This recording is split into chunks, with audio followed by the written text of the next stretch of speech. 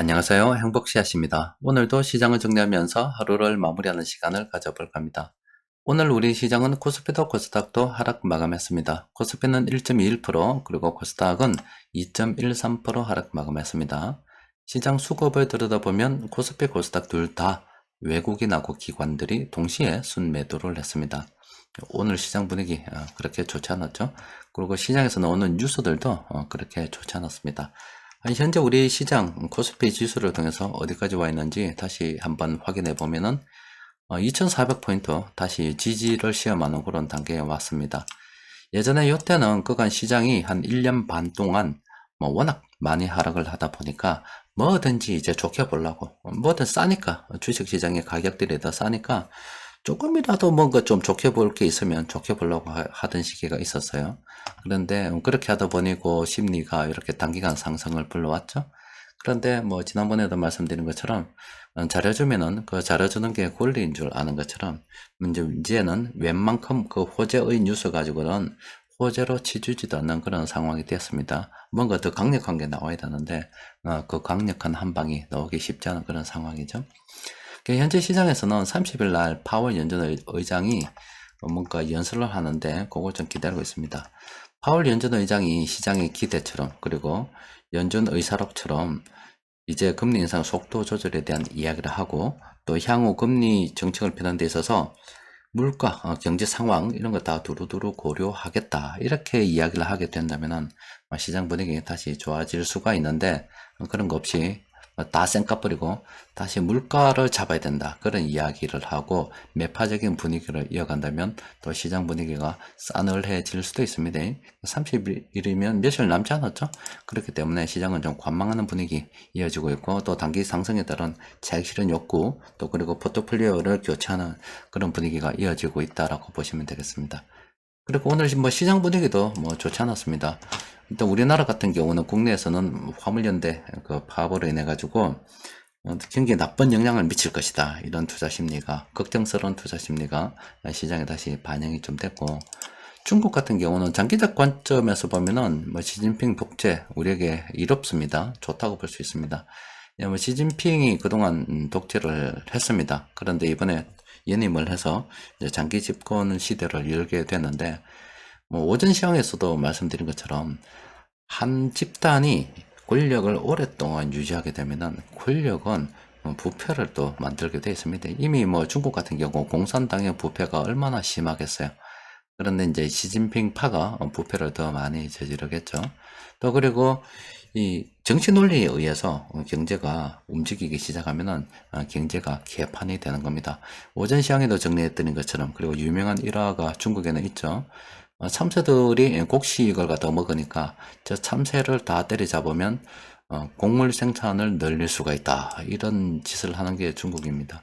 또 그리고 뭐 다른 영국이나 이런 나라들에 비해서 철강 생산이 뒤지니까 아이씨 우리는 공산당이 더 우월한 걸 보여줘야 되겠다 해서 철강을 생산하지 않고 농기구 뭐 밥그릇 숟가락 다 때려 넣어가지고 철강 진짜 그런 걸 갖다 철로 바꾸면서 철강 생산이 세계 최고다, 이렇게 하던 뻘짓을 하는 게 중국입니다.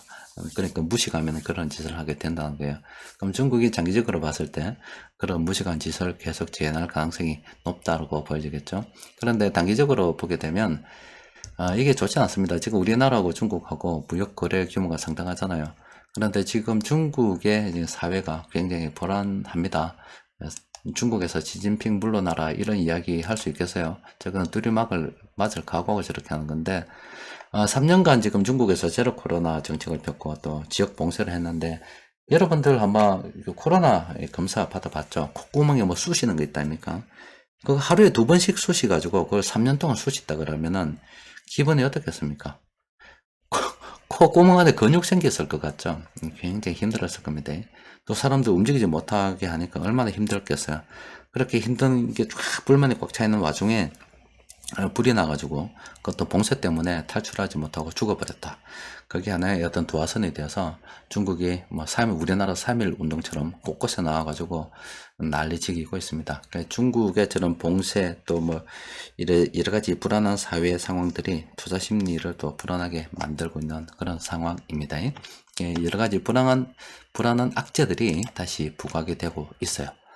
자, 그러면 우리도 좀 관망을 하는 게 좋은데, 그런데 어쨌든 뭐 장기적으로 보면은 관망보다는 저는 시장이 이렇게 어떤 면에서 보면 눌림목이다라고 볼 수 있잖아요. 뭐 더 떨어질 수도 있어요. 근데 어쨌든 간에 지금은 장기적 관점에서 볼 때 분위기는 바뀌었다. 뭐 터널이라 치면은 그 이제 그 끝에 다다랐다라고 보고, 형편이 된다 그러면은 물량을 계속 모아가는 게 더 유리합니다. 그럼 지금 이 시점에서 팔아라고 하기는 그렇잖아요. 지금 뭐 누가 봐도 사야 되는 입장이잖아요. 그리고 형편이 된다 그러면 또 모아가는 게 또 맞는 거고. 하여튼 그런 관점에서 시장을 바라보시기 바랍니다. 오늘 시장 수급이 좋지 않았습니다. 외국인하고 금융 투자하고 팔아서 좋지 않았는데, 저거는 사실 입장 바꿔서 생각하면은 주식을 사야 되는 입장에서는 좋았던 겁니다. 그대로 날아가면은 내가 사기 좀 더 비싼 가격에 사야 되잖아요. 그런데 시장이 눌러주니까, 하락해주니까 나는 좀 더 싸게 매수할 수 있는 기회를 얻게 되는 거잖아요. 그러니까 장기적 관점에서 보면은 오늘 시장 분위기도 괜찮았다, 이렇게도 볼 수가 있겠습니다. 자, 수급 분석표 검색을 통해서 세력들이 공통적으로 매수한 종목 보니까 두 개 있어요. 시장 수급이 좋지 않은데 그래도 있다는 게 참 신기합니다. 롯데케미칼 같은 경우는 지난 9월 한 초부터 시작해서 외국인들이 다시 물량을 모아가고 있습니다. 요거는 긍정적으로 바라볼 필요가 있겠습니다.